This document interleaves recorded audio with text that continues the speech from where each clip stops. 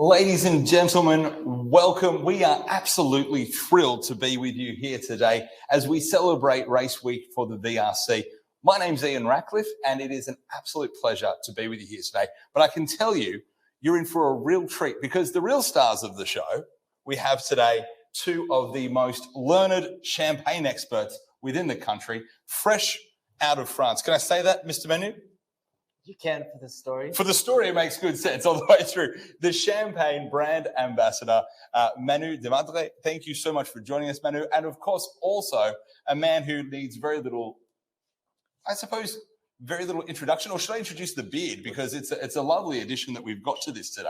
Just very little. It's very little. Mr. Chris Sheehy, one of the national brand managers. Is that the best title for you? Brand director, champagne expert extraordinaire? I'll let Dave call me whatever he wants. This is the best thing about being a friend of Dave's. We get to call people whatever we like, and it's always sweet things. But guys, thank you so much for joining us tonight.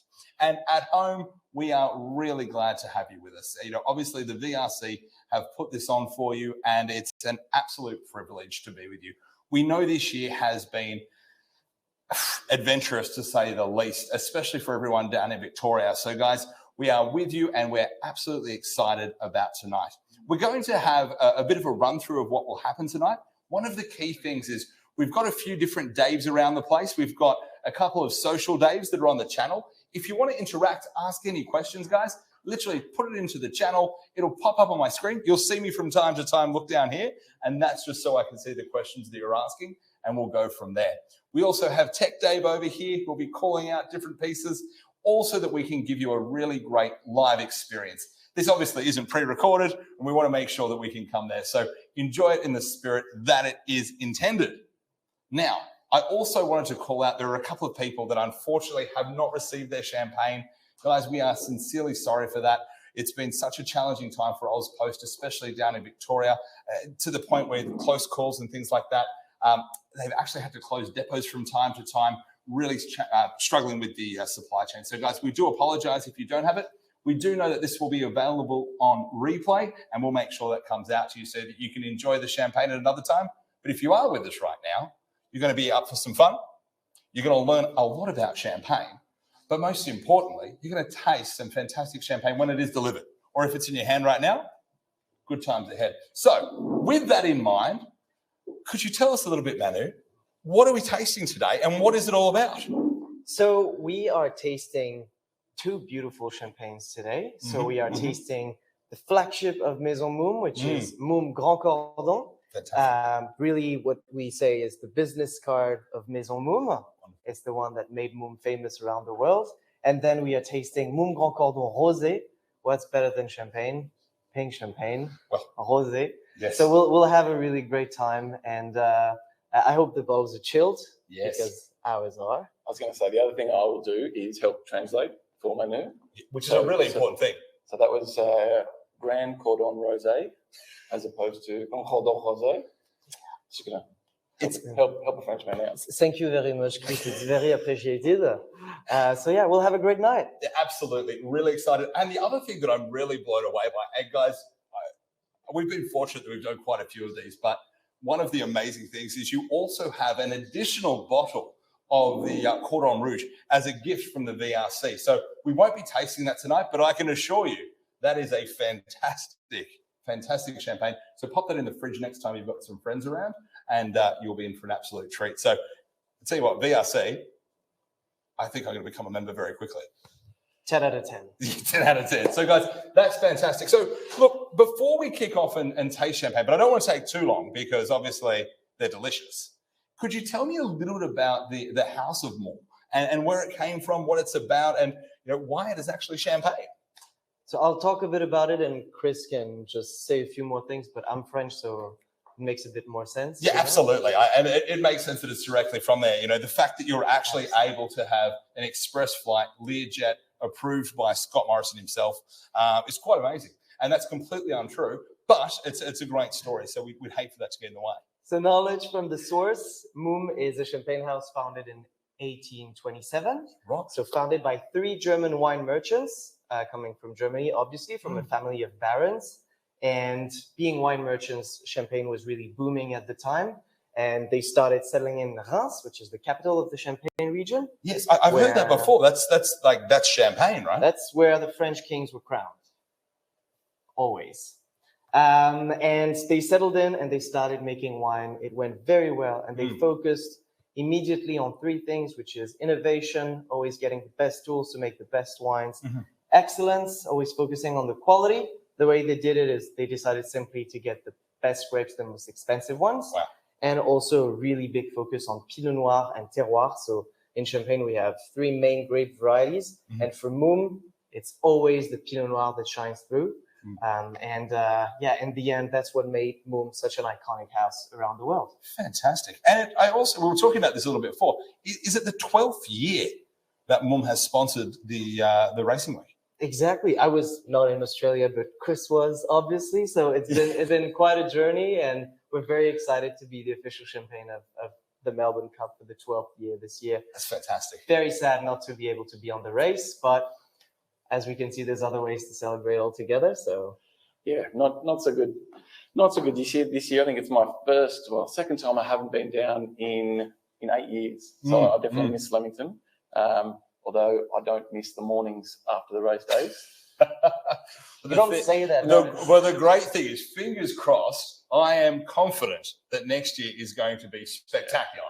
And I'm very much looking forward to heading down when we can next do that. But whilst we can't, the greatest thing about it is conviviality, celebration, and wonderful things.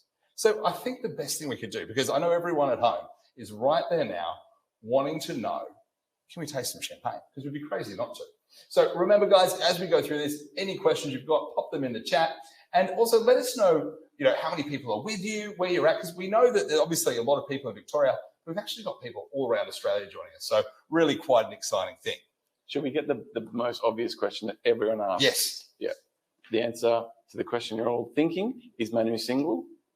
Yes, he is. Whoa. So just we get it out of the way. Otherwise, the chat just fills up and it's embarrassing for everyone. He's a popular man. And is it the moustache? Is it the hair? I love the new hairstyle. The COVID hairstyle is fantastic. It's a combo of everything. But thanks for bringing that up, Chris. I feel like it will be a great pairing to know that with the champagne. Yeah. So I think we can go ahead now and open a bottle. Well, let's do it. Now, if we're going to start, given the festivity, given the magnitude of this event, as exciting and delightful as this is, perhaps, maybe just perhaps, there's a different way that we could celebrate. Now, I'm not going to pretend otherwise. I have a little table to the side of me. And I'm excited to show you that I have a Magnum.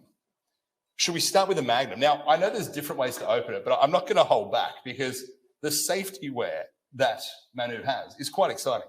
He takes champagne opening very seriously, as I noticed he has a sword. Or is it a saber? Is that the correct term? It's a saber. So the history dates back to Napoleonic times, where as in Napoleon. Napoleon first, and cavalry would come back from battle. Yes. Fierce, exhausted, wanting to celebrate victory and forget defeat. And at the time, bottles were sealed with lead. Right. So to open it, they would take their huge sword out and just pop the bottle open. Bottles were not chilled properly, so most of them would explode, but it was celebratory. So this is quite literally where it came from. It's not just showmanship. There's a tradition here. There's a real story behind it. This Chris has savored more bottles than you should. Now, I'm a little nervous about this, whether it's the sword, the exploding glass, or whatever it might be. So I'm going to go over to you. And are we allowed to talk about the secrets behind it, or is it more we just celebrate? Or is this secret business? It's always funny because sometimes when you talk about how to do it, it's a little bit of information can be dangerous. Right. So if you are going to attempt this at home, don't. I'm sticking with that. And, as I can see, Tech Dave in the corner is giving me a nod, as is Work Health and Safety Dave in this corner, that this is only to be done with trained professionals. So with that, as I step away, where should I stand? Where is safe? Behind me would be the best. Excellent. So let's check this out, guys. This is going to be quite exciting as we make this shot. All right. So I'm going to warm the glass a little bit and hopefully everything goes great. That is fantastic.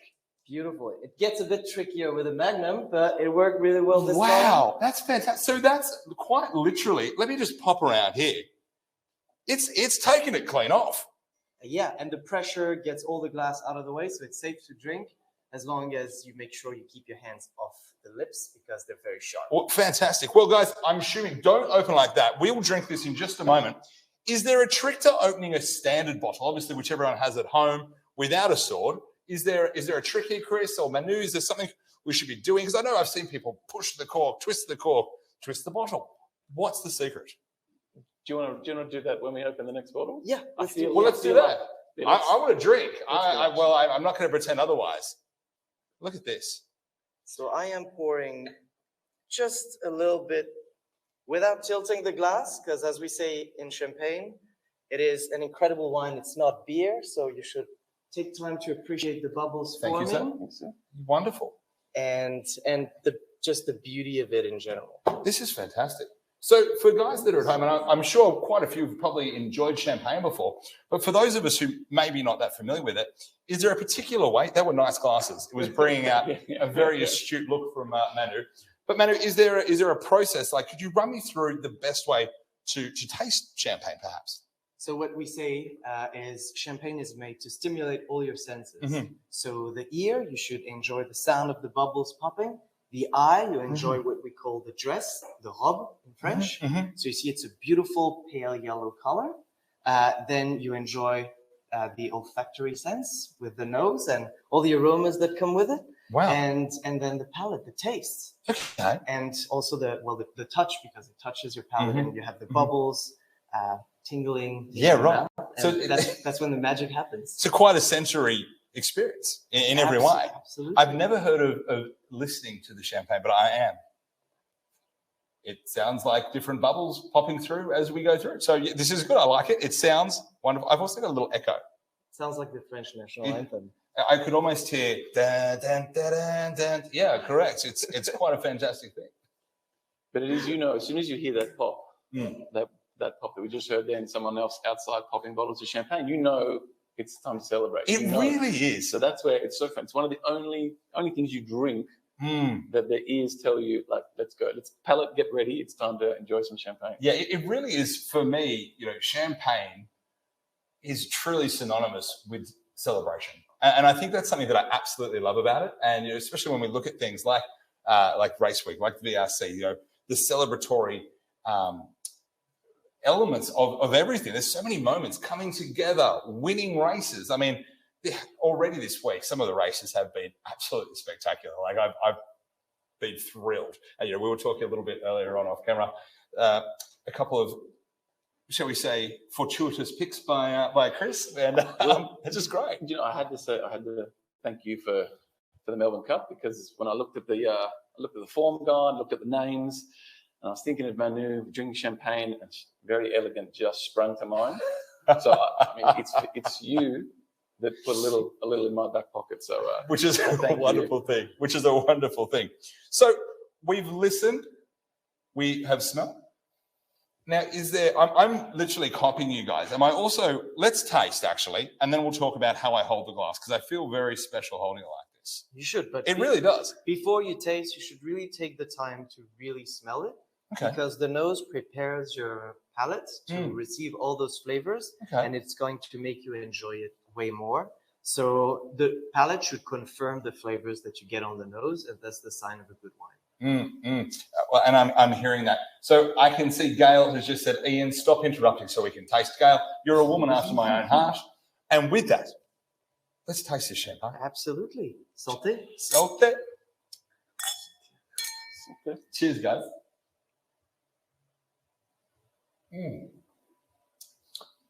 And there's a question that Alicia's just posed, which I think is a very apt question.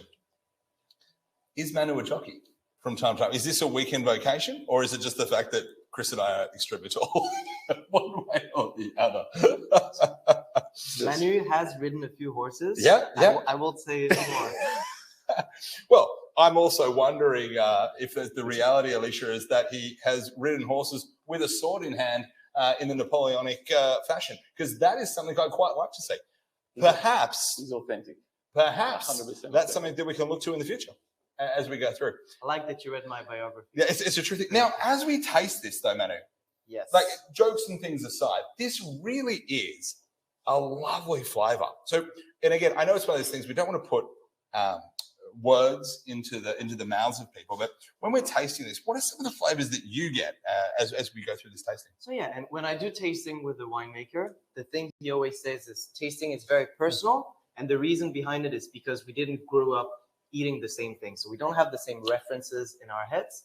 So if I taste yellow peach or pineapple in this one, maybe you'll taste something different. And for me, what is really typical of Mumm Grand Cordon is that flavor from the Pinot Noir.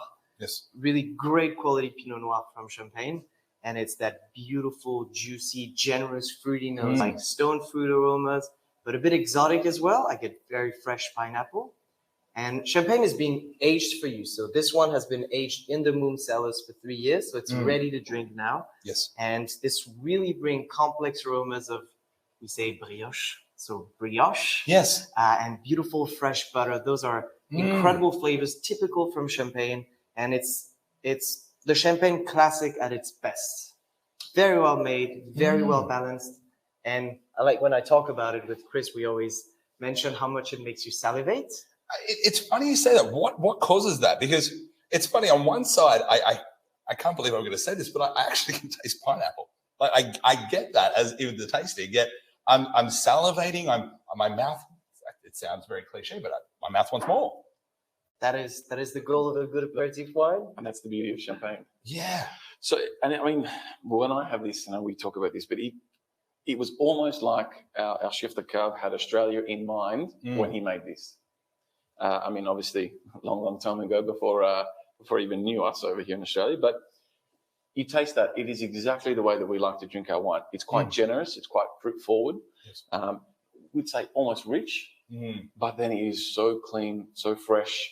And again, that mouth feel. Again, these are all characteristics that the Australians love in our wine. Yes, and it's one reason why Mumm is number one in Australia, because it's just built for us. It's the way we like it. So number one Champagne in Australia. Yes, Mumm, fantastic. I mean, I'm not surprised why. Again, I was earlier on before we kicked off today. I was talking about I was at a friend's 40th on the weekend, and it was really special because we had some fantastic Mumm winners. We had this very champagne itself, the Grand Cordon, and to see people trying it for the first time, even people who would say things like, "I've never had champagne that I've liked, yet this is fantastic." I think that's really special.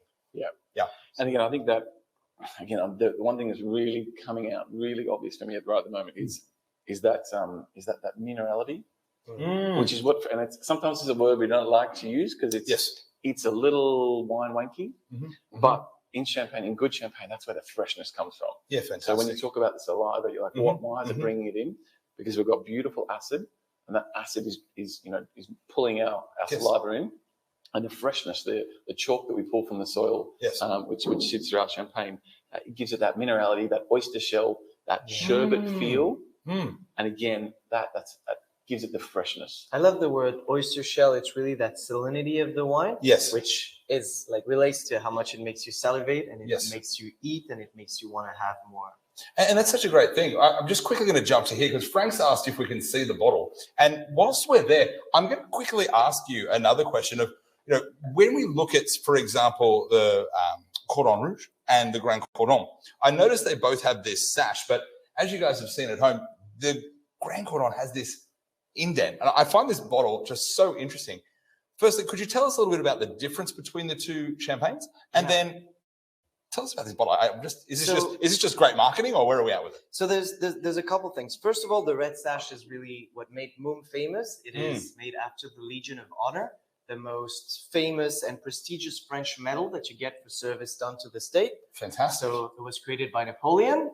Again, he's here. So many Napoleonic things. I love this. Big ribbon across the chest. That's why we created Cordon Rouge, which means red ribbon in French. And we reinvented the cuvée and the bottle a few years ago and called it Grand Cordon, so great ribbon. Right. And it is a wine made with the same style, but a bit more elevated. So what we do is we age it for a bit longer. We use grapes from more prestigious vineyard, which have more aging potential. Yes. We use a little bit of oak on this one as well. Right. And as you might know, Champagne very often, and the ones we're tasting today, are non-vintages, so blends of different years. And when you make your blend, you always use the main base of one harvest of the year Right. and use wines from previous years. And for Grand Cordon, we use more reserve wines, which are the more precious, that give more richness and intensity to the wine. So those are the main difference. I mean, there's some significant differences there. And I absolutely, I'm just going to ask with the bottle, why the indent? Oh, it is. Well, I think, first of all, it's a magnificent bottle, and champagne is enjoyed with the eye very first. Very much so. It's so unique. I absolutely love it. Also, I mean, sommeliers love it because they can put their thumb in there. So it's a nice safe spot as they're pouring. I think that's a safe thing, especially with a wet bottle. If you've got it like perhaps on ice like we do here, that actually is very practical. So you'll notice Chris is a marketing expert. So normally you have the thumb under the punnet, but we call it the Mumm pour. Yeah, you're allowed to do that. We let you do that now. That's why we became so famous. I love it. I love it. And also Mumm has always been famous for innovations and creating that bottle without a label, so you can touch it. If you visit the cellars, it's already like that. Fantastic. And with the sash indented was a technological prowess.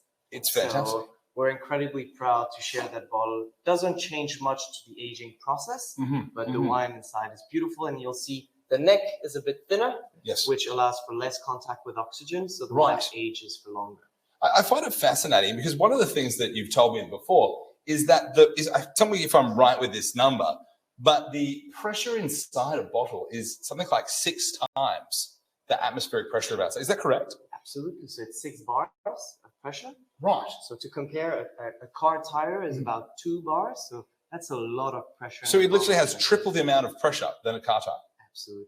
That's why when you open it, you should be careful if you don't want to have injured friends. No, absolutely. That's quite. And so this makes a lot of sense. So that the dent the indent, I should say, that is in this bottle is obviously had some people do some serious thinking about it. Yeah. And that's fantastic. I want to highlight another things as the wine warms up a bit in our glasses. With a bit of temperature, you'll notice we get more of those pastry bakery aromas that we get from wine, which is a vanilla or croissant, those sort of things, nougat, these things. And really temperature brings up those, and it's very gourmet, it's gourmand. Fantastic. It's very savory, very lovely. I love it. Now, Tech Dave just told me a poll has just popped up, and I'm interested to know this. How many bubbles do you think are in a glass? So I'll leave that to the headmaster. This is interesting. This is a really interesting question. It's, for me, I mean, again, every glass is different. Yes. And particularly my glasses, generally there's no bubbles, because there's no champagne left. There's a little in here, which is I'm behaving myself, but my glasses, there's no bubbles left. That's it. Poll done.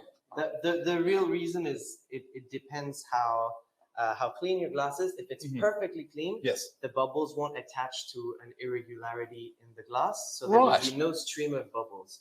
But still, when you taste it, it will be completely fizzy. Because it reacts with your mouth, I'm assuming. Exactly. Yeah, exactly.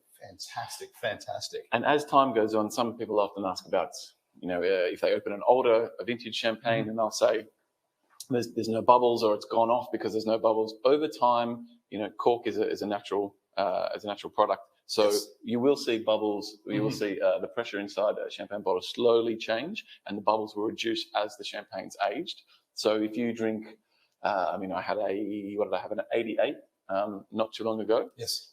Maybe. So in 1988. 1988. Wow. Maybe, possibly yesterday. And and again, it had a light fizz, as opposed to a strong bead that we see in the one we've got today. And then if you go further back into the 60s and the 40s, we almost completely drop off all the bubbles, so it drinks like a wine. Right. Which is what champagne is. Absolutely. And it's one.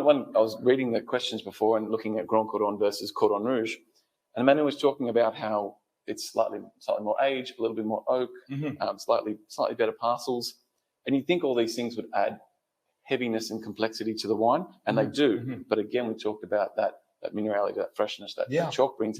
It's actually, for me, the Grand Cordon is fresher and cleaner and crisper. Yeah, really interesting. So even though you've got all these things that add complexity and weight to the champagne, because of the terroir, the land that the champagne sits on, the better fruit tends to give you that fresher, cleaner style, which this is. It's just fantastic. It really is. Now, as we talk about this, Robert's just quickly asked, and Robert, I'll ask for you right now, guys, what's the ideal temperature for serving champagne? So it depends on the champagne you're enjoying. Usually for a non-vintage, which is a more youthful wine, you should go a bit more chilled. Okay. Than for a vintage, which is more matured and has been aged for a long time. So for the wines we're having today, I'd recommend to serve it between 6 and 8 degrees. Okay. And if it's a little bit too cold, it's fine. The wine will warm up in your glass and it's okay. But there's nothing worse than a really warm room temperature champagne because it needs that cold temperature to express its personality. Wine is like a person, so it needs to be chilled. And I love that. That's and if great. it's a vintage, you can go from 8 to 11 degrees, and you'll have more of those really generous, rich, brioche toast bread aromas. Yeah, brilliant. And look, before we jump on, because I know we've got some fantastic champagne to continue going, and I am mindful I don't want to take your whole evening, guys, because there's so many lovely champagnes to taste here. But another question, Vera just asked, champagne like this, how long will it last if they were to sell it themselves? Chris loves to talk about aging. I will say one word, though, is champagne is very often considered as a wine to drink immediately because, as I said earlier, it's been aged for you. So when the winemaker releases it, he says it's good to drink now. But having that beautiful freshness and incredible terroir and like great quality, champagne is actually one of the most age-worthy wines. So is that right? Keep it in a cellar for an incredible of time. And I've had some Grand Cordon that were 5 years old recently, and it's just, it keeps gaining in complexity. It's beautiful. Just have to make sure you keep it in the right conditions. Of course, and I know I'm just looking at this, and guys, thank you so much for all these questions. They're fantastic. They're coming through. I will attempt to get to most of them. But Vera's just asked, because can I jump in on no, please, because I love aging champagne. So to call on that, my rule of thumb is if you buy a non-vintage, again, when I said it's ready to go. Yes. So I always say buy a non-vintage, put it in the fridge. Drink it sooner rather than later. Yes. Rule of thumb is 6 months to keep that freshness. Okay. Or sometimes, again, I like my cellar. So I do put hide bottles in the cellar because I want to see what these look like in 10 years' time. They're not meant to be aged like that, but I'm interested. But vintage champagne, again, it gets challenging because the right vintage, as Manu indicated, the right vintage can go for 30, 40, 50, 60 years, Fantastic. 100 years. But you have to know the right vintage, and they only make vintages on the best years. Yes. But even then, some of them might be warm vintage, which should be drunk sooner. Some of them have got great acid, great sugar blend. So you can, drive that aging process. So you got to know. We'll make the next tasting in Chris's cellar so that we can find. I wonder how many people we can get that COVID safe, of course, and we'll be good to go. But I'm interested, and I'm sure we can invite some people from VRC as well. Now, quick question. I know that the color of champagne changes, like all wines do. So like if you sell a red, it'll move to more of a British color, as you refer to. When champagne changes colors, as Vera has just asked, is that a signal that perhaps the champagne has gone off, or is it still okay to drink? It depends on the color. So as you mentioned, red wine, when it ages, it loses pigmentation. White wine gains pigmentation, so it becomes more of that deep gold color. Yes. Sometimes it gets a bit brownish when it's very old. Right. And that's because of the oxidation. That's the contact with oxygen. And that makes sense. And sometimes some champagnes can become really brownish. And I tasted a 61 that was getting a bit brownish, but really still a beautiful fizz. Wow. And incredible texture and finesse. And it was still great to drink. So you have to taste to know how it is. And the color doesn't indicate much except the contact with oxygen and maybe the age a little bit. Yeah, right. And it's just fascinating. I'm just doing the maths in my head. That's a 60-year-old champagne. So clearly, it's my age. Clearly, we need to have an invite for one of those tastings down the track. And I'm sure everyone at home would love to come along as well, Manu. So we look forward to the invite on that one. Quite spectacular. Now, I am mindful as we go through, but before we move to the rosé, a question for me, because I'm a man who does enjoy the finer things, like food and delights. If I was to be having this champagne, is there a recommendation for perhaps some food pairings that could go along really well with this? I would recommend Chris's famous Vegemite on toast. Well, Vegemite on toast does go with everything. I can see the salt in there, like a lot of butter in there as well. It's not just Vegemite on toast. It's Vegemite and butter. However, I will answer that question seriously. Oh, his toast are legendary. I'm excited. A bit of sourdough, away we go. But what would be the best? And I suppose the question really is given French cuisine and its fame around the world, what would you suggest would go in perhaps French cuisine or perhaps more modern Australian? So maybe I'll give one dish that I've tried that I recommend. And Please. Chris, so for me, and I'm going to be very, very French here. I've tasted Mumm Cordon with some foie gras. Wow. And the fattiness of the foie gras when it's slightly toasted and a little bit grilled and very juicy with the freshness and the beautiful complexity of Grand Cordon. It makes for such an interesting pairing. Fantastic. So for a great occasion, you open an amazing bottle of Mumm Grand Cordon. Absolutely. And you have some slightly toasted foie gras, and you should be in a very good place to enjoy your day. Well, I'm excited in that. I tell you what, that's good. Chris has something as well. What are you going for? Look, and again, this is what I love about this champagne. It's so versatile. So, we can do it probably a little more traditional in Australia where we drink it as an aperitif. So, have it nice and cold, kind of close off those flavors, really drive that acid fresh and clean by itself, or start to move it with food. Again, serve it a little warmer, get a bit more depth of that flavor, a bit more complexity. And I must admit, I love it with cheese. Really? So look at something like, and most of them are French, but like a triple cream, kind of like brie, delices, things like that. Again, the acid will cut through that fat. Fantastic. And again, the thing I love about it is everyone thinks the triple cream is, it's not so good in terms of calories, much better than some of the hard cheeses. So it's only 66 to kind of 80%, fat as opposed to the hards. Yeah, right. Which is really interesting. I can tell you. Which is, as you can see. A cheese souffle is great. I know. Helen has just said cheese souffle. And I'm in. Although I think Cheryl is another woman after my heart who says, let's be honest, this goes well with every year. And it's such a delight. Now, guys, I am mindful, and I have the privilege of having a little look over my shoulder here. Would it be appropriate, perhaps, to move on to the rosé? No, it would not. No? Yes. Is this when I say sacré bleu? No? It's French humor. You couldn't get it. No, it's true. It's true. Well, we were talking about Vegemite a moment ago, so I suppose nothing's off limits in this one. So please run through. And would it be possible as well, just to show everyone perhaps the process of opening a bottle when you don't have a sword at your hand? Absolutely. So you'll notice this is Mumm Grand Cordon Rosé. So it's a clear glass bottle, but same shape. So the way we traditionally do it in champagne is you should open it with the least noise as possible. Right. So the idea is you open it however you want it, because the pop is a magical sound. And it reminds you of weddings or big parties with friends and family and the best moments of your life.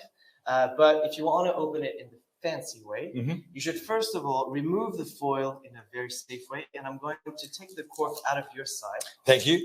Knowing that there's 3 times the pressure of a car tire, I'm very glad that that's happening right now. You are dear to my heart.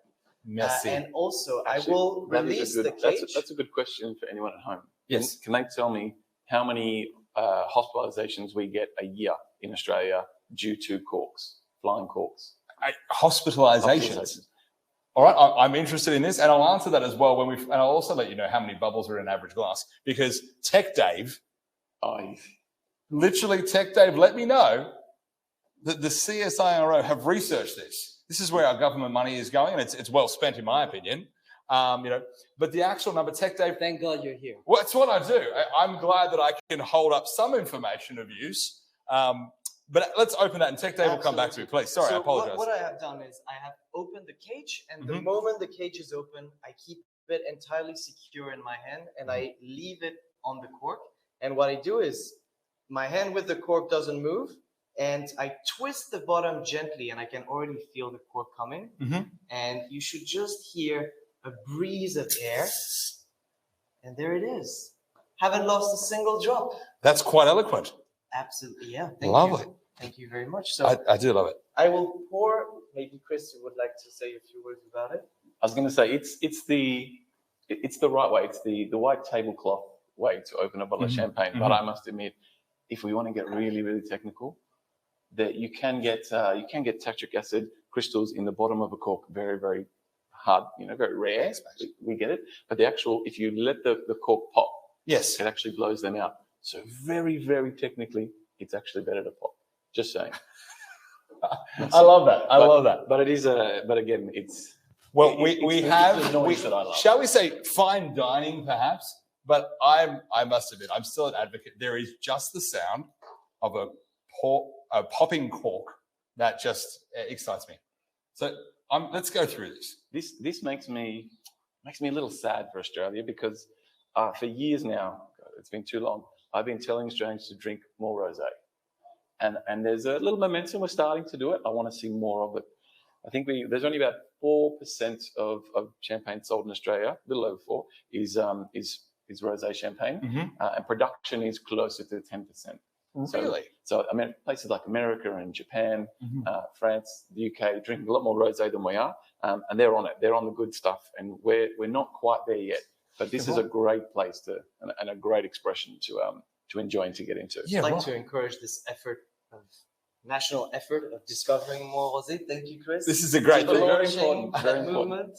That's fantastic. And talking about rosé and how specific it is, I think the first thing, and that's what we always say, we taste with the eyes first, and it's the same in gastronomy, and is that gorgeous deep salmon color. Yes. Beautiful rosé color that we get by blending red wine from Champagne with white wine from Champagne. So in this wine, this amazing color comes from about 14% of red wine that we get from Pinot Noir. So that's very much a Mumm style wine with 60% Pinot Noir. So beautiful, intense. I think Chris and I have enjoyed this one. I dare say more than a couple of times. And you look at yesterday, perfect time. What was it in Melbourne? 30 odd degrees down there. Yeah, wonderful. In the sun. I mean, this is your Provence style rosé. Yes. Clean, crisp, fresh. That burst of life with that. I mean, have a good smell. Those berries, those rich, lovely summer berries. Strawberries, raspberries. There's a little kind of apricot coming in, a little tangerine, but it's vibrant. Yeah. Energetic. It's funny. I'm here and I'm really enjoying the smell, the sense I can have it. I can't help but smile. I know that's a little bit. It really just is a really uplifting aroma that comes from it. So I mean, really special, really special. It brings you back to special moments on holiday with beautiful sun next to a pool, enjoying some little canapes and just having the best time. Yeah, fantastic. And for me, Chris was saying a few of his notes. I get lots of beautiful dark cherry and really rich fruit flavors, which are exactly what you're looking for in the rosé, to get that extra layer of complexity. Okay. So you're adding on top of the white wine that you already have. You have this red wine that brings something entirely new, and that brings that specific smile to your face. It just does. It's really exciting. So I'm understanding the smells, and so obviously a similar champagne, obviously with red wine added to it. Is it the same process of tasting? Is there anything different I should be doing? Exactly the same. Okay. So it's going to taste very different. Okay. So it's great that you have the opportunity of tasting them next to each other. And you'll see Champagne is an incredible region because of the diversity it has in terms of style of wines. And having Mumm Grand Cordon and Mumm Grand Cordon Rosé next to each other, expressing the Pinot Noir flavors. Pinot Noir. I can do the accent. That was quite an effective Australian accent. Is olfactively and taste-wise a very interesting experience. So, shall we? Cheers. Cheers, guys. And cheers to everyone at home. We really hope you enjoy this fantastic champagne. So I saw we had a question about the glass. Yes, there was a class. Helen was just asking, does the shape of the glass matter? Wow, just quietly. Sorry. The flavors just caught me there. That's wonderful. So maybe we'll come back to the glass. But again, you see the movement again. For me, fresh berries are coming in. Those lovely summer fruits. But then we see like that hint of brioche that we talked about in the Grand Cordon. For me, it almost moves into a little bit more caramel. Just those hints of caramel as opposed to that light toasty brioche. Yes. But again, how does it finish? It's clean, it's crisp, it's dry. I mean, and again, it's energetic. You want to go back to your glass. And that's why it's such a great aperitif style of champagne. And again, I'm at the beach. Exactly. It's a wine. by the pool. When you imagine drinking it, you're more in the middle of the day than at the beginning of the evening. Yes. It has that incredible dryness, but liveliness and fruitiness. So that three words that are combined. Yes. And so intense. It's delivering so much. And coming back to the glass, I have two glasses in my hands right now. Yes. I have a classic Mumm flute, which is what is traditionally used to enjoy champagne. So flutes are great for especially social events for a few reasons, because you can see the beautiful stream of bubbles forming. That goes through, yeah. It's stunning, and it's very convenient to have. And also, it keeps the wine quite cold because there's less contact with the oxygen. So that's why also you should hold it by the stem to avoid warming up your glass. Is that what it is? Because I mean, I've noticed, and I've simply been following suit with Chris holding at the base and the stem. I suppose it makes a lot of sense. It's really that temperature change.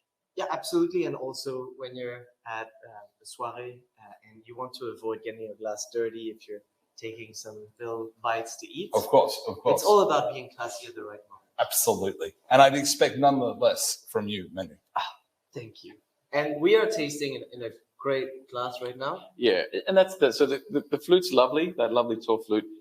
And for me, I enjoy the flutes with more non-vintage and styles like Blanc de Blanc, where the line of acidity, because you imagine it's got a tight little neck, tight little lip. So when you drink from it, you drink and you have to crane your neck way back to get it in. Yes. And it drives that champagne down. And so that line of acidity is really pronounced. Yeah, right. Which is great for, again, non-vintage and more Chardonnay based. This makes sense. But when you get to a little more complex champagnes, you want to open them up a little bit more. So hence you see this is a tulip shape. So a little wider down here so we can get the air into it. Yes. It can spin, but then it still closes off towards top. So it focuses the aromas into your nose, and you can get in there and you get a good hit. And of course, it's so much about what you can smell will add to the enjoyment of the champagne. So the other one, the last one, which is very trendy, which is the coupettes. The old Great Gatsby style. Yeah, like they're like almost like a dish or a bowl of sorts. Yes. Marie Antoinette's shaped off her left breast. I would like to enter here because we're talking about French queens here. I'd like to say French queens didn't let their breasts being molded. I can't imagine they would have. For champagne, Because surely. some people believe in it, and I just want to clarify that story from the beginning. It's not true. You heard it here first. It's almost like a call from Macron is about to come through. But people ask, those touchy subjects, you're a brave man. We're walking away from that conversation right away. It's going to say, just dive. No, but they're actually, look, they're great because people hold them and they feel funky and they're very retro. And, and if you're happy already before you've even had a drink, then I guess it's done its job. But in terms of the liquid itself, it's big and open. That big sauce is open. So all the aromas are blowing off. Yes. So you can't get your nose in there. You can't quite pick it up. It's not focusing them. Again, of course, lots of surface area. So the glass gets warmer. Yeah, right. And the big one, again, we talked about the line of acidity. You can imagine when you're drinking from them, what do? You put your head down. Yes. And you slurp. You pull the liquid up. So as soon as it gets into your mouth, it just falls down. And then you move your head and it rolls through, as opposed to the flute and again the taller glasses where they drive that liquid straight down the champagne gold right down your tongue. So and it makes sense. It's quite literally a physics thing, for want of a better description, really. It's great for prosecco, and it's terrible as well for service because you have usually it in a tray. Yes, and it's moving around, and you spill the champagne because it's not being kept safe in a coupe. So, which is sacrilege. I love a Frenchman. So he's like, "Don't spill it. Don't spill the champagne, guys. Whatever you do, don't spill the champagne." Now, the other question I suppose to ask, and this is something that the people at home were asking, is the material of the glass, crystal, glass, the thinness. Does that have much of an impact on the taste? It is. Very much a question of preference, first of all. The material should not, but usually it's glass, to be honest. Sometimes it's crystal, but if it's crystal, it doesn't affect the taste. But the fact that you have a very thin lip, for example, can affect your experience. Okay. It will give you more of a feeling of freshness and elegance than if you have a very large glasses with big lips. It will the wine will feel a bit more robust, and you'll probably feel a bit less sophisticated during your experience. And who wants to be unsophisticated? No one. Mate, the sophistication level here this evening is just heightened by having yourself here, Manu, of course. I do my best. But it's a really interesting thing. And as we go through this, my other question was, and just to recap, because There's so much information this evening. I hope you guys are taking notes at home. This is great. Run back. Obviously, we've got the Pinot Noir as the grape in here. What other grapes are we enjoying here? So being Mumm, major focus on Pinot Noir, so 60% Pinot Noir. Right. 22% Chardonnay, bringing that freshness, acidity, and elegance. It's still a very elegant wine. And we have 18% of Meunier, which is a bit the lesser known grape variety in Champagne, which brings a lot of beautiful fruitiness, right. which kind of the final touch to bring life to the wine and give all those beautiful, generous, for me, dark cherry. Yeah, cherry. I was going to say, it's just cherry instantly when I think of. Just quick, I'm going to read. What was the name of that last grape? Sorry, I've never heard of that before. It's Meunier. It's an interesting story. Meunier means the person who works in a windmill. Meunier. Because the leaves of the vines are covered in some sort of white powder, so it reminds of flour. Right, So as in flour mill. Variety has been called Meunier. That's brilliant. I like that. A while ago, it was Pinot Meunier, but they have found out that it's actually not related. It's not genetically. The geno doesn't go back to Pinot Noir, so they actually dropped the Pinot. So some people hear that and think Pinot Meunier, but it's just Meunier now. Fantastic. That's brilliant. I don't even know what to say to some of these things. So here's a question. We've currently got a poll up, guys. Now, the question is, when was the first grape harvest of Mumm? There's a question for you. We'll come back to that in a minute. And guys, like I said, jump on the chat, ask anything you like. We've got a few different ways to speak with us. Make sure you're jumping in. This is your show this evening, and we have two very intelligent humans who know a lot about champagne. So remember, there's no stupid question. Not at all. Not at all. Hopefully there's no stupid answers either. Well, we can't promise these things, but we give it a try. Now, one of the questions that I'm really interested in is, what is the process of making champagne? Is it similar to other wines, or how does it all come together? So I'll make it a bit simple. Please. I'm a simple guy. The reason why champagne is so rare is because it's a very long, time-consuming process to make. So basically, you have to follow so many rules, but the main thing that makes champagne unique is that method traditionnelle, so méthode champenoise. You harvest the grapes, you press them, you get grape juice, you ferment it, and that's the stage where you have white wine, still wine.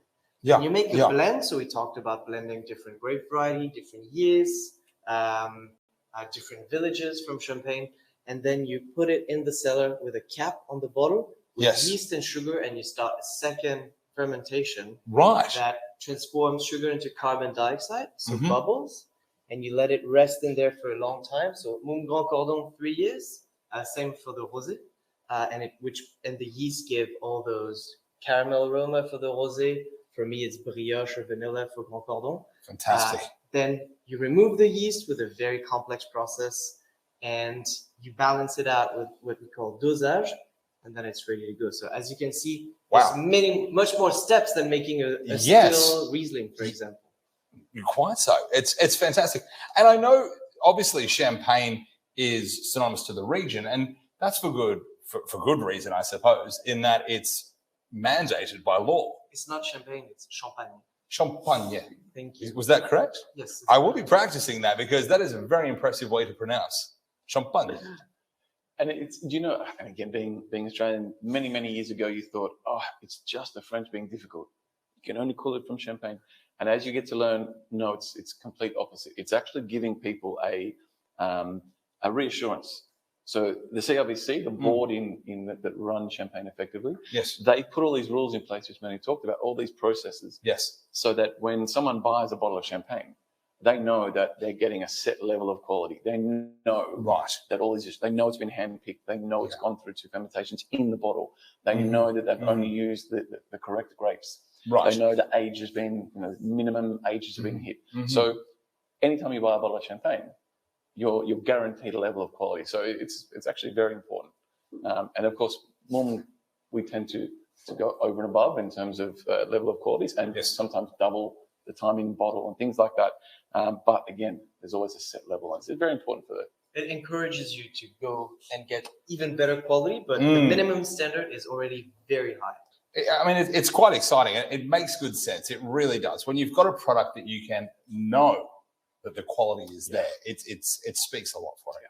It speaks a lot. Now, guys, I'm noticing a few people are actually asking about the glassware. Well, I was going to talk about it later on, but I'll quickly mention now.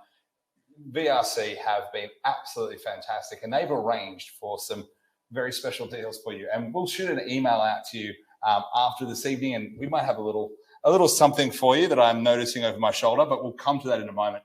We will shoot an email out where you will be able to have access to the glassware and things like that. So bear in mind, we'll get that to you soon. I didn't know we were doing that. Well, it's VRC. These guys, they pull some strings. That's what they do. From one surprise to the other. It's what we do. It's what we do. Now, here's the question. When was the first Mumm grape harvest? Tech Dave, where are we at? I'm intrigued by this. Do you know? Well, I hope I know. Yeah. I hope he knows. I won't even ask Tech Dave. I'll ask my learned associate, Monsieur Men. So I'll say the official answer. So Please. It would be when Mumm was founded in 1827. Right. But the first vineyard that we bought was in 1840. Before that, we were purchasing grapes from friends and partners. Really? So 1840, we bought our first Grand Cru vineyard, which is the top 5% quality of Champagne, where we now owned a windmill. I know. It's all about the windmill. I'm I'm thinking the windmill, the Moulin Rouge. I'm thinking all things French. It's a red windmill. Is it truly? Yes, it is. It's Well, Mumm. It has to be red. Of course. And this is one of the best things. It is such an iconic brand, and it makes good sense for these things, which is great. That's brilliant. Yeah, exactly. So 1840 for the first vineyard that we actually owned, and now we have over 218 hectares of vineyard, so quite a lot. 218 hectares. That's a lot of grape. And it's a good point. So a lot of houses are negociants. So a lot of people that growers. So they grow the fruit, they grow the grapes, and then they sell on contract to the houses. Yes. So that's generally the way they do it. And they used to have a scale: Grand Cru, Premier Cru, and then Cru. And Mumm, we're very, very, very lucky that we've got great contracts, but we've also got great land that we own. That's fantastic. So when someone says, what's so special about Mumm, it's because our fruit is from that top 5%, that top 14% within the Premier Cru. We've got lots of amazing fruit because of our wealth and our history. So again, it's one reason that people say, what makes it different? It starts with the basics, the fruit. And it sounds so that you can really taste it. The quality, the consistency. For me personally, one of the things that I'm always impressed by winemakers is their ability to actually consistently put a fantastic wine up year after year. And that, to me, that's really exciting. Now, I know there are some wines that are a little bit different, that are only made at certain times. The vintages that we mentioned earlier. Yes. They're very, very special. Absolutely. And I understand that. And to me, though, it's just special. And I've really enjoyed these so far. Now, we spoke about friends, family, special guests, and all the alike. And guys, at the same token, let us know your favorite champagne this evening. There's a poll will be popping up just in a moment. But as we talk about this, I did notice that as a very special gesture for the VRC and their members, you've arranged a certain bottle of wine that I don't think I've ever seen before. So we managed to get the chef de cave in France to release some of his very special bottles. So that's a very tedious job to do. So it's case by case. So it's a long, long process, but especially for this year and also with all the hard work we've had to provide during those last 18 months, we felt like something really special was needed. Wow. So I'm quite excited about it. I'm really excited. I'm like a giddy schoolgirl as such, but I'm not drinking champagne as a schoolgirl. As a grown man enjoying champagne. Now, tell me a little bit. I'm going to quickly grab this from off camera. Actually, I'm going to enjoy the last bit of my rosé. Please. There's no wasting any champagne. I couldn't do it. The story of the flute made me it resonated with me as I enjoy these things. Now, excuse me for a moment, because this is the box. What is this? May I start by saying this is beautiful? It really is. So this is, and we'll take the wine in a minute. So this is the first wine of our private collection. Right. So RSRV for réservé, reserved. So that's why we say, in French, we say collection réservée. And those are the wines that we traditionally only keep for friends and family of Maison Mumm. and we only take out for special occasions. And this is the Blanc de Blanc, so white wine from white grapes. So Fantastic. pure, sizzled, refined Chardonnay from Grand Cru, from our own vineyard. Wow. From one of the first we purchased. Wow. So the demand and quality is at its highest. Yeah. And it's just a fantastic wine, very iconic in France. Yeah, quite special, as we mentioned. Yeah. Well, may we taste it? Absolutely. I know you don't have this at home just yet, and I'm hoping that I'm going to say it on camera and I'm going to increase, but we're able to offer this to the VRC members, yeah? Trust me, I don't taste this one very often. I am very excited. We're going to make sure we can get this to you somehow. I don't know, Tech Dave, can you figure something out on this? But let's taste this and talk through. I'm really excited. So the bottle in itself is also so fascinating. It's a very different shape. May I pass it to you? Absolutely. Thank you. Well, I've opened 2 bottles, Chris.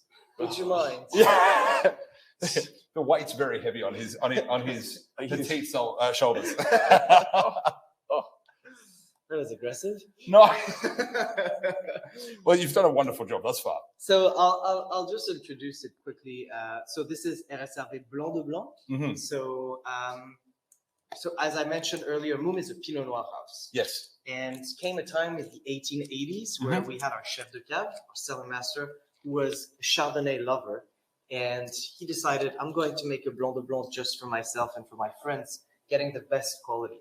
And what he did is he decided to purchase some of the best vineyards from a Grand Cru village in Champagne called Cramont.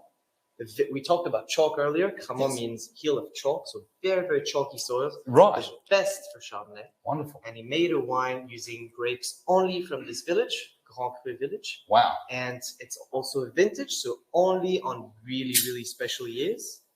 And and yeah, it's a vintage only Chardonnay, as I mentioned. And so what year is this? So this is 2014. Wonderful. Very special year. This is, my daughter was born in 2014. Wow. I'm assuming that some of these have gone into the cellar, Chris. There may be 1 or 2 bottles kicking around here and there. Fantastic. So this is a Blanc de Blanc, as I said.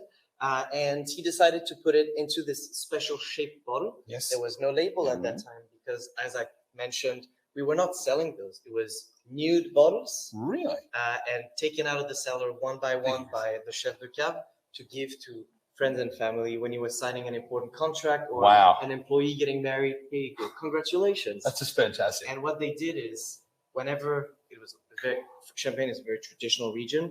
Whenever they would offer a bottle, to mean that it was given personally, they would also give a business card. Right. And fold 1 tip. That was the tradition. To mean that it was a personal gift. Yes. That's why the label is cut on the right. corner. So there's it's a beautiful history and also meaning the attention that Mumm gives to those really special wines that we're so excited to share it with Australians. Wow. Well, and guys, thank you, Manu, for sharing this with us. And guys, I know you can't smell this just yet, but I tell you what, that's quite a lovely aroma. It is just a magnificent champagne. I know Australians were getting into Blanc de Blanc, which is fantastic. Because again, for many years, we weren't drinking too much of it. We were really drinking that non-vintage. But it's great to see Blanc de Blanc making a real push in Australia. And then when you look at something like this, you can see why. Yeah. So wow. It's incredible. And we talked about this oyster shell thing earlier. And it is so powerful here, so present, that salinity, that sea breeze, like sea spray, as I like to say. And it's also a bit smoky almost, if you imagine hitting 2 oyster shells against each other and having sort of smoke coming out. That's what I get. Yeah. Beautifully fresh, even though it has already 7 years. Yes. It's still incredibly youthful. And Chris has a lot in his cellar. I have as many as I could get. Yeah. Which is 1 bottle. The fact that you told me they released this case by case is quite incredible. I mean, I find that incredible. I don't even know how to describe that. That's great. And look, guys, I know, Robert, you've just asked how do you buy it. Tech Dave, is that something that you can help with? I think we're going to, in a moment, we'll pop something up on the screen that you guys can jump into. And by all means, I don't know how much of this we've got, considering it goes out by the case, but jump in, feel free to go on there. And it's, I haven't tasted it yet. I'm just talking. But it's a world of complexity. you get a purity of fruit Wow. that's just astonishing. It's that incredibly, it's sharp. It's sharp. Yeah. It's a beautiful, sharp, Oh, wow. lemon, zesty, green apple flavor. Mm. And the more you let it warm up in your Yeah. glass, the more you get those honey flavors. And that's what I love because I love, you probably heard from tonight, I love that clean, crisp energy that champagne, the good champagne has. Yes. So serve this cold, and that's what you get. You feel that cleanliness, that lintiness. Yes. You feel that those sherbet notes. I love flint is such a nice expression for this. And then as it warms up in a glass, we again talked about that bigger glass. We'll warm it up. That's when all those second characteristics come in. Yes, I understand. Those ones that develop in the bottle. So that brioche starts to come through, that cream, and the mousse. The mousse on this is so soft and delicate. Fruit from Cremant can be almost aggressive on the palate early in life. So the fact that we've aged this for a good 6 years and then bottled it under that lower pressure means that it's just a lovely, soft, round mousse, and it's just, we were talking. It's Chris just was great. saying about how some champagnes can age for a long time. Would this be This one? is one. If you put it in good conditions, it's immortal. Really? It never dies because That's fantastic. the quality of the grapes is such that oxidation is just going to keep bringing complexity. It's Fantastic. going to build up in the bottle and deliver you just an incredible bouquet of aromas you've never experienced in your life before. I love it. More moving than your own wedding. Wow. Well, I tell you what, one of the that's things bold that statement. I've absolutely loved, and guys, thank you for responding to the polls. We noticed earlier on that the split on favorites was literally 50-50 between the two, which really shows the quality of the wines we've experienced tonight. They're just great. And again, the RSLV is very much in there in a great way. So, guys, and I know, Leon, you were asking, I'll just hold the bottle there so you can have a good look at it. And obviously, the longer neck, Be very careful. It's No. precious. I'm certainly being as careful as So- one can. We talked about the slim neck for Grand Yes. Marnier, and this is really the idea here, Mhm. is to preserve the purity of the Chardonnay as much as possible and Okay. get the least oxygen in the bottle as you can. Yes. And that's why it will age so well. Yeah, wow, fantastic. And delicious. So, guys, what we're going to do on that note, we've got a few minutes left this evening. Jump onto the chat. We're happy to answer any questions that you have. And let's just dive in from there. So we'll pop those up. And one of the questions that's come up there is from Vera. Is it Sante? Santé It's also means civilized. health. Good health. Absolutely. And it is to good health. The question that Vera's just popped up here, she's asking about the Mumm from New Zealand. Because obviously champagne is from France, but there's Mumm of New Zealand. Is this correct? So we've actually made a partnership with a winery we own in New Zealand. Right. It's called Mumm Marlborough. So it's made in the Marlborough region, which is a very famous wine region. And it's been made in partnership with our chef de cave in France. Wow. So both winemakers discussed and made blends together. Interesting. And the idea was to make an expression using the same method as champagne, so same techniques, but to showcase the beautiful terroir and climate of Marlborough. Fantastic. So it's to show the diversity that you can have in the world of wines and get to taste different expressions. It's not to be a champagne lookalike. No. It's to be something different that people can enjoy. What a wonderful way to do things. So it's literally using the process, using the knowledge, I suppose, of Mumm and implementing it with Kiwi wine. Exactly. That's brilliant. I love that. That's a fantastic way that goes there. And Alicia, I notice you do ask for a invite to the birdcage. Perhaps that's something that You need date staying to the birdcage. I would be there if I could. circumstances have prevented us, Alicia, but I assure you, sooner than later, we will get to that point. And look, I can't wait to get back down there. It'll be fantastic. I was going to say, makes you feel any better. No one's got a ticket this year. So. Yeah. This is true, but it doesn't take away from it all the way through. Look, another question people are bringing up now is talking about the global shortage of champagne. I've heard of this. Is this a legitimate thing? It's quite amazing, actually. As you know, we talked about the champagne appellation being very strict. Yes. From the beginning, you cannot expand production of champagne. It's limited.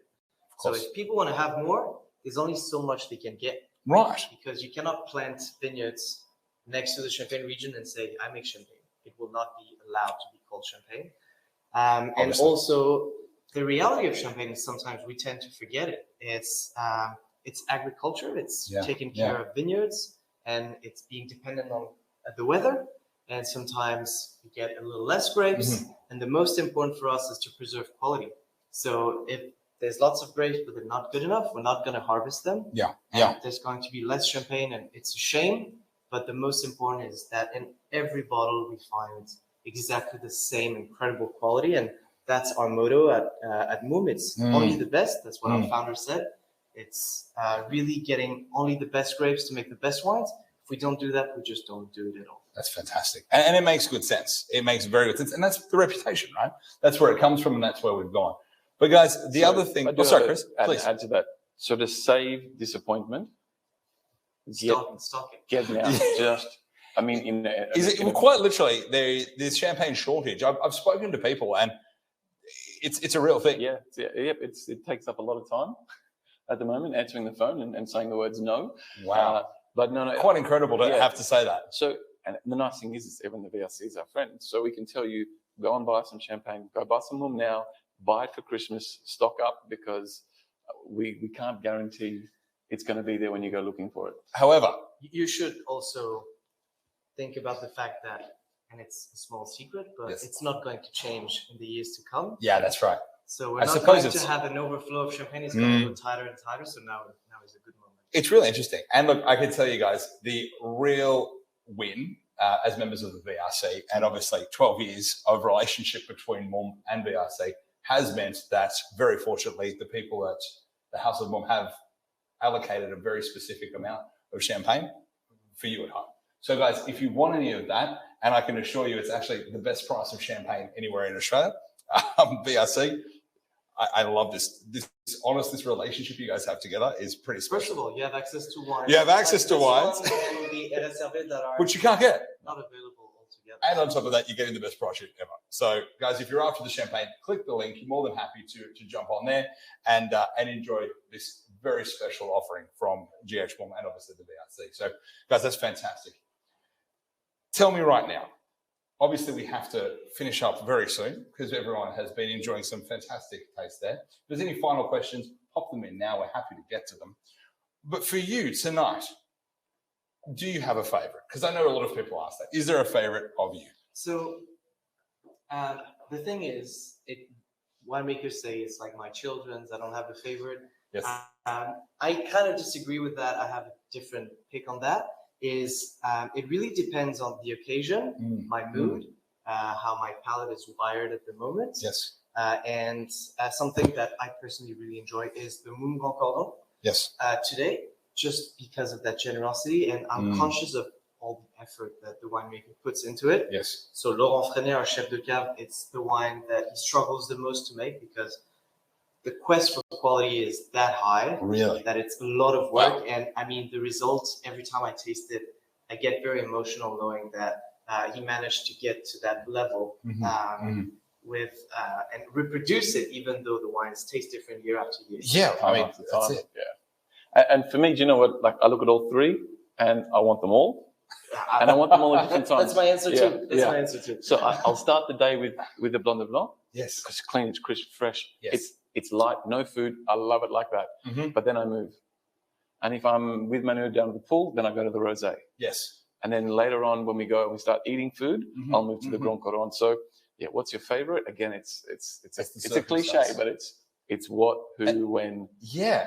It makes it realistic. Absolutely. If I could choose, I would drink the Blanc de Blanc all the time, but I know it's not possible. Yes. So I go with what is a bit more available, and Blanc Cordon has a special place. That's why you're not getting into my cellar. Yeah, and look, I'll be honest. For me, it's the RSRB is just such a special champagne. You know, the Grand Cordon again, equally fantastic. But for me, the surprise, I'll be honest, has been the rosé. I think I'm one of those converts that I'm now like, I could really sit down. I can imagine a lovely afternoon, friends in my backyard, my family, and just enjoying a lovely bottle of that will just be very special. Yeah. And what can I say? It's the Australian dream. If you have some rosé, I recommend to have it with some raw fish. Raw fish? Or some shrimps on the barbecue and something even maybe a spicy sauce. And wow. Go a bit wild with your pairings because champagnes you need to experiment. I like this. And you'll discover that your palate is much more interesting than you might know. Fantastic. I like that. I've got a few coming through here. We've got Marg. She thinks that Manu is best dressed tonight. Thank you, Mark. Well, I look forward to meeting you. Perhaps in the birdcage. No, I was Next next year. Absolutely. No tickets.